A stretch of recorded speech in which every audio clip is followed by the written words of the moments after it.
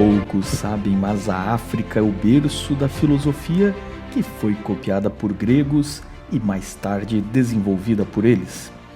Este vídeo é parte da série especial do Observatório 7 sobre a Era do Ferro, mas precisamos recapitular alguns fatos da história africana na Idade do Bronze para entender como sua filosofia foi partilhada na Idade do Ferro. Essa é uma breve introdução de um tema vasto trabalhado por autores africanos que aparecem na nossa bibliografia. Mas antes de prosseguir, se inscreva no nosso canal, acione o sino de notificações para receber os próximos vídeos desta série, compartilhe e deixe aquela curtida para impulsionar o canal. O Observatório 7 é um canal interdisciplinar que mistura filosofia, história, arqueologia, antropologia, ciência, teologia e arte.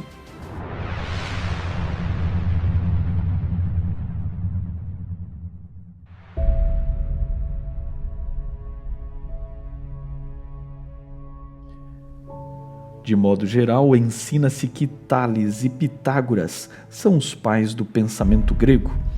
Estão no berço da filosofia e, no entanto, poucos sabem que os autores clássicos dizem que ambos fizeram viagens ao Egito.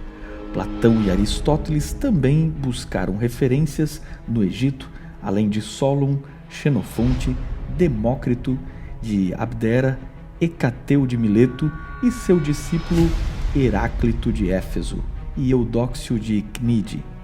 Veja os teoremas de Pitágoras, por exemplo.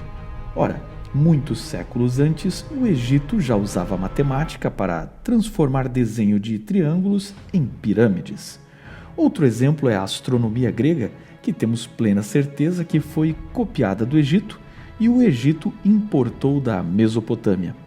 Então, apesar da filosofia ocidental ser desenvolvida na Grécia, a África dialogava nos dias da Idade do Ferro com a Europa, Israel, fenícios, árabes e mesopotâmios, e assim surgiu a filosofia. Filosofia é o pensamento reflexivo sobre a vida, sociedade, existência e universo. Neste sentido, a busca filosófica transita muitas vezes no campo da religiosidade e cosmovisão humana sem ser necessariamente religião. A filosofia não está preocupada com os ritos, práticas e crenças, mas trata sobre Deus, as origens, a ética e questões metafísicas. Também se diferencia da teologia, porque enquanto o teólogo vê seu estudo como a compreensão de algo que lhe foi revelado por Deus, como um pacote de informações entregues por revelação especial, o filósofo, por outro lado, busca, a partir de seu processo intelectivo, encontrar por si mesmo esse pacote de informações. Nota-se também que a filosofia se desenvolveu depois do pensamento mitológico, pois enquanto a mitologia desenvolve o pensamento através da expressão artística, a filosofia trata o mesmo pensamento com argumentos lógicos. O pensamento filosófico evoluiu para a ciência, que por meio de um método empírico passou a descrever com muita propriedade o mundo, muitos séculos depois do nascimento da filosofia. Já que a filosofia era racional, lógica, mas falhava em não ser empírica.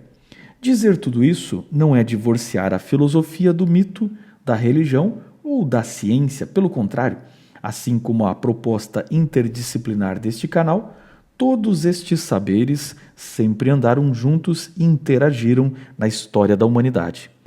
Olhemos agora para a África e reconheçamos lá uma das civilizações mais antigas do mundo, o Egito, que em tempos modernos todos os especialistas reconhecem como plenamente um povo africano, tanto em língua, etnia e cultura.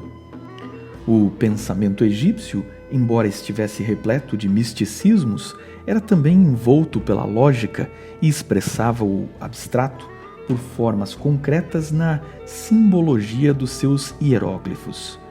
Então, o que é um filósofo no pensamento egípcio que, segundo os gregos, era o amante do saber.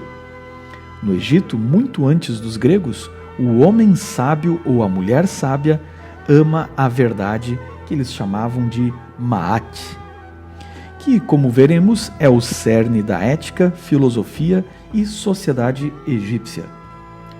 Ma'at era representado nos hieróglifos por uma pena de avestruz, muitas vezes na coroa de uma deusa que personificava a sabedoria. Ela também está relacionada a Atena dos gregos, que é a personificação do saber, no mundo helênico. No Egito, Ma'at tem asas, porque demonstra que o saber tem uma origem celestial. O fenômeno da idealização de uma figura de divindade, como a sabedoria, não se trata de eles acreditarem ou não em tal deusa ou na sua existência. Trata-se de um ótimo exemplo de como o pensamento africano tende a tornar algo abstrato, como a sabedoria, em algo concreto, como uma pessoa ou a figura de uma pessoa que possa ser visualizado. O debate sobre o que é Ma'at não tem nenhum interesse em definir a existência de um ser da sabedoria, mas em como Ma'at se aplica à vida do egípcio. Ma'at, significando nivelamento, uniformidade, retidão, exatidão, no sentido de regularidade e ordem no mundo, conforme aponta o filósofo nascido no Congo, Théophile Obenga, professor da Universidade de São Francisco. Fluindo disso está o uso filosófico de Ma'at para significar integridade, retidão, verdade, justiça. Em conformidade com Ma'at, os direitos individuais foram plenamente reconhecidos no Egito Antigo.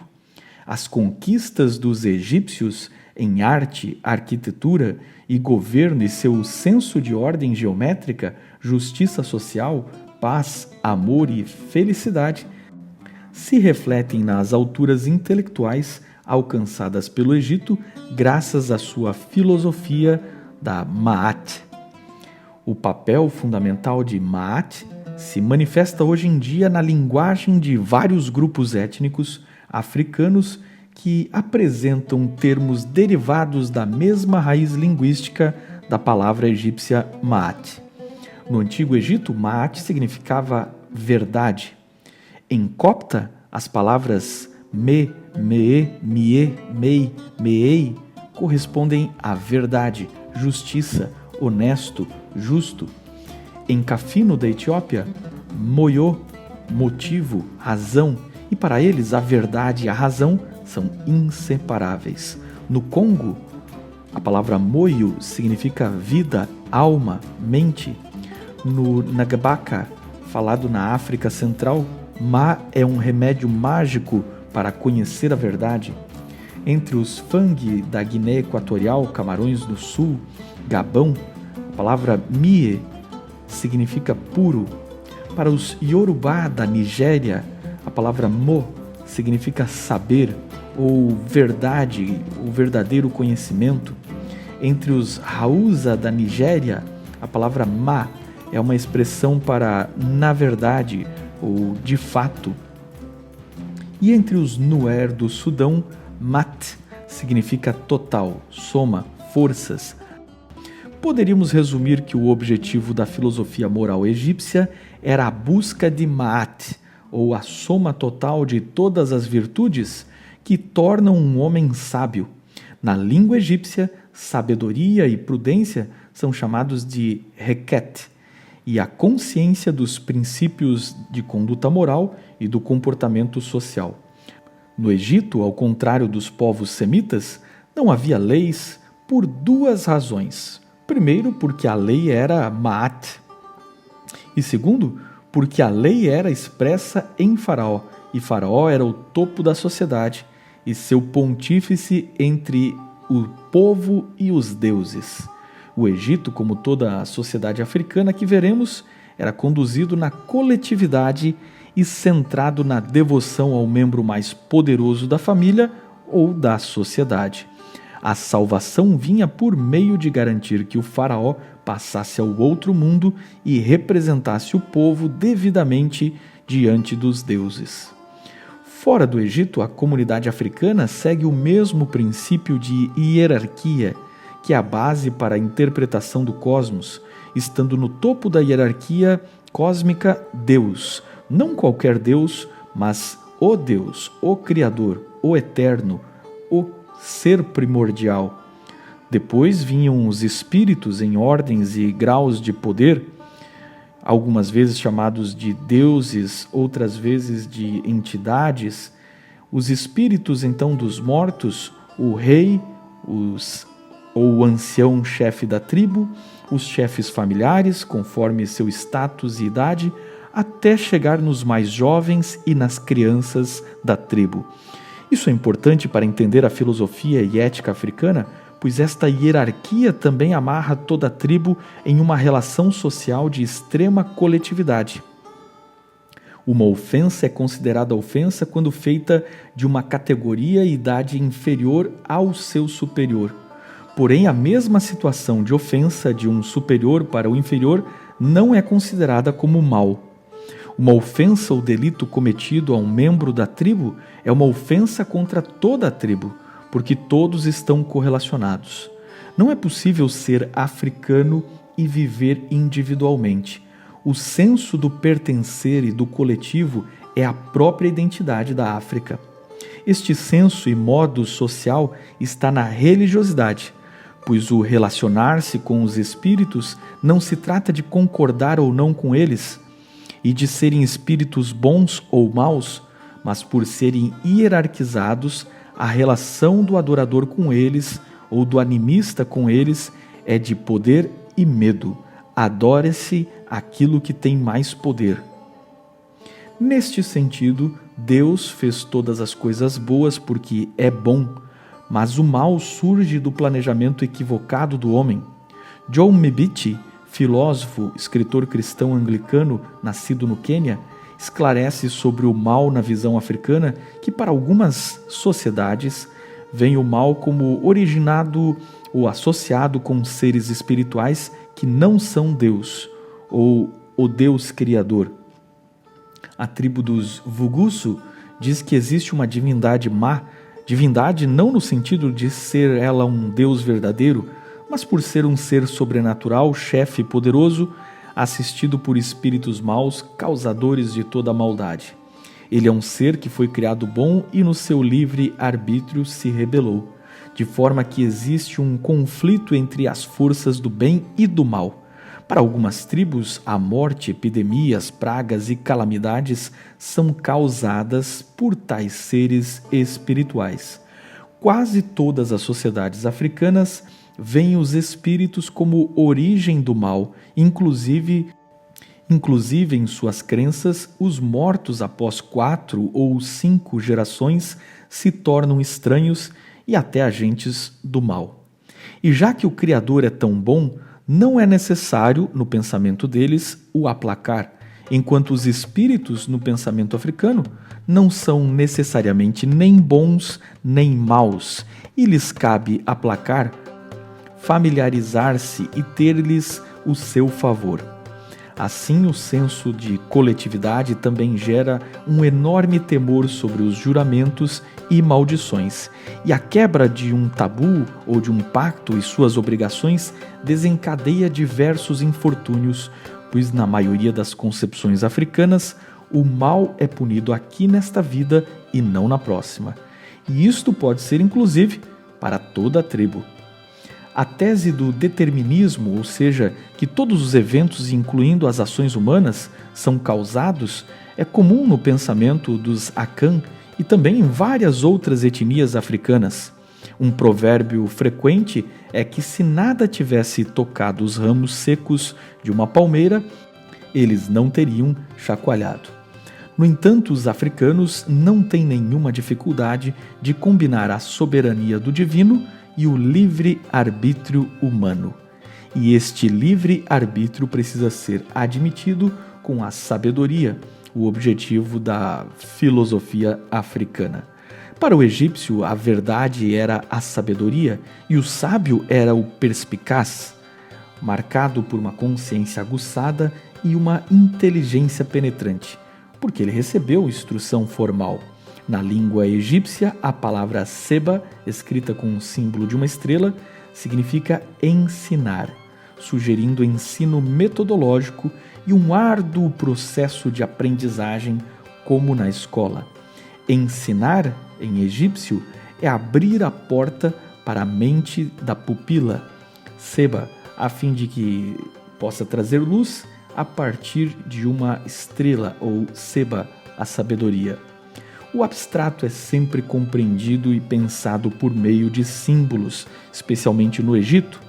O olho é a entrada da sabedoria, porque por ele se percebe o mundo, se lê o papiro e se vê a luz que mostra todas as coisas.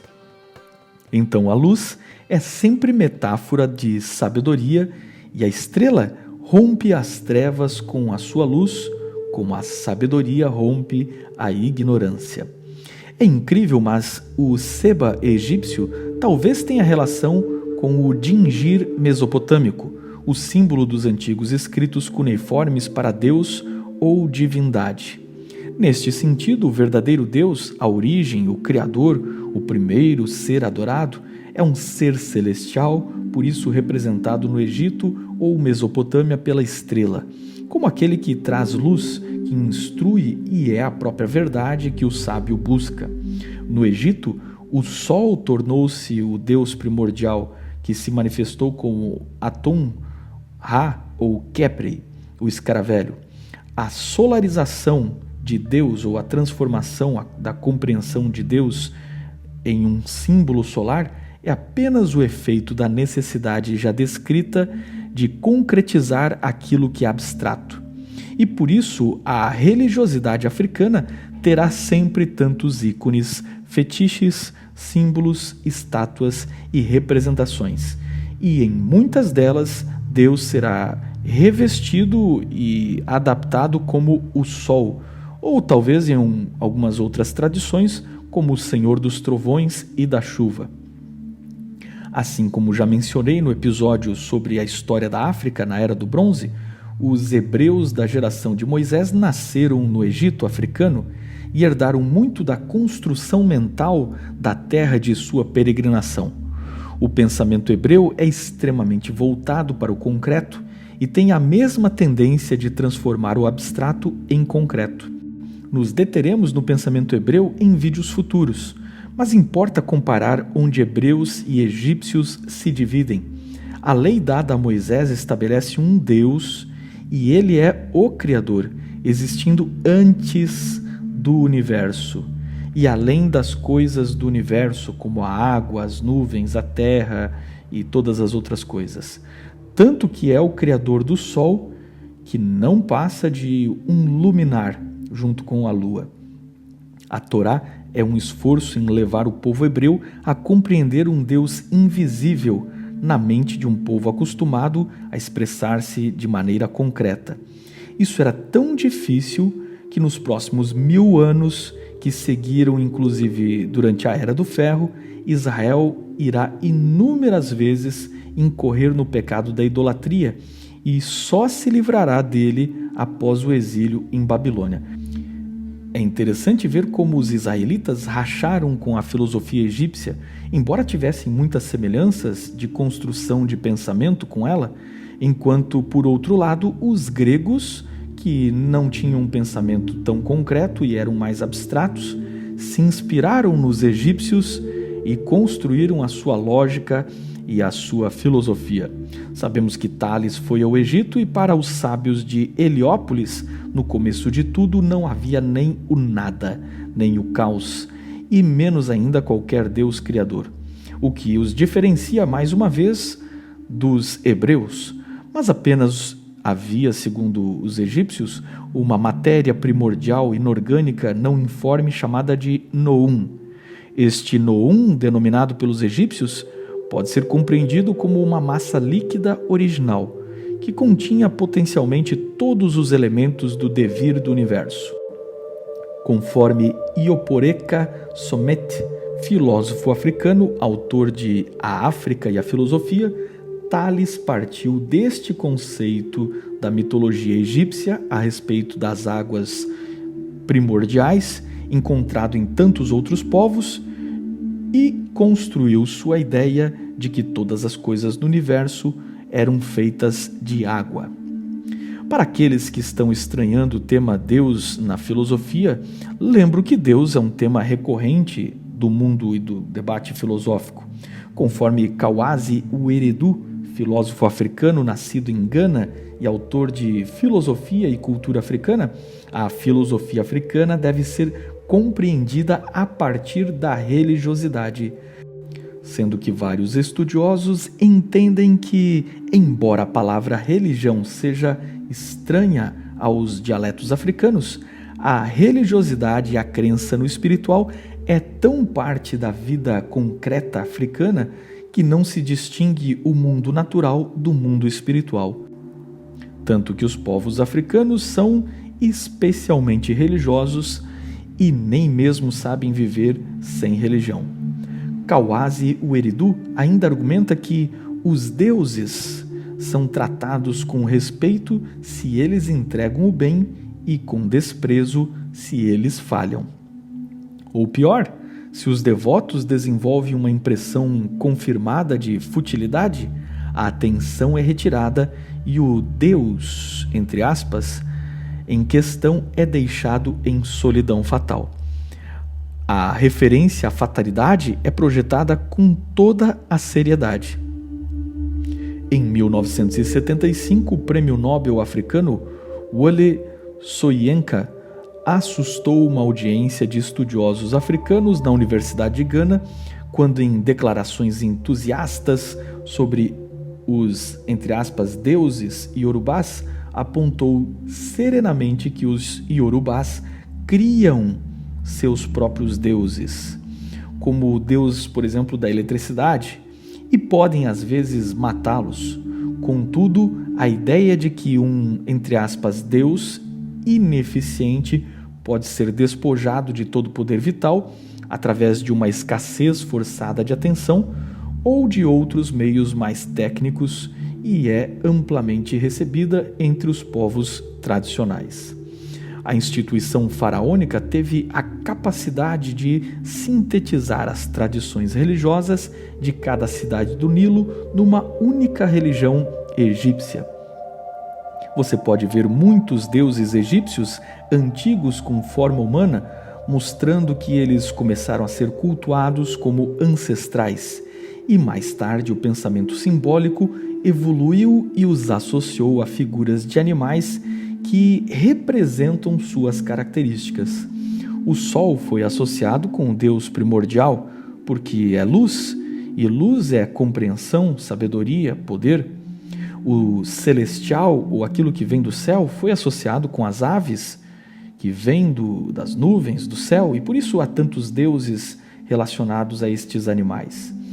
A morte foi relacionada ao chacal, que ronda os cadáveres, e a guerra, a leoa e assim por diante.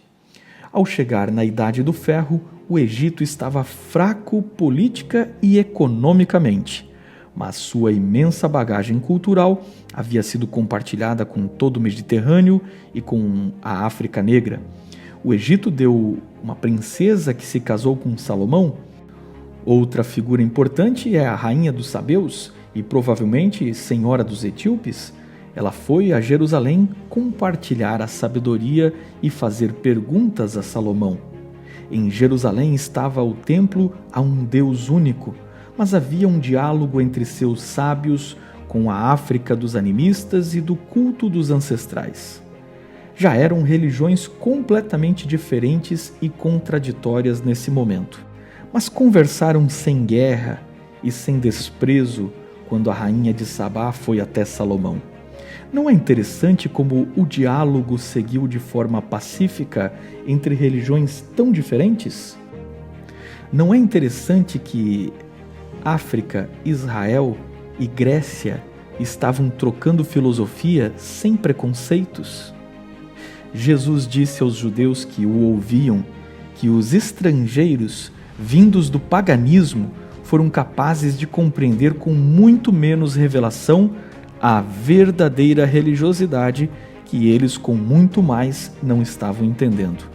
Citando Jesus em Mateus 12:42, abre aspas, a rainha do sul se levantará no juízo com esta geração e a condenará, porque veio dos confins da terra para ouvir a sabedoria de Salomão.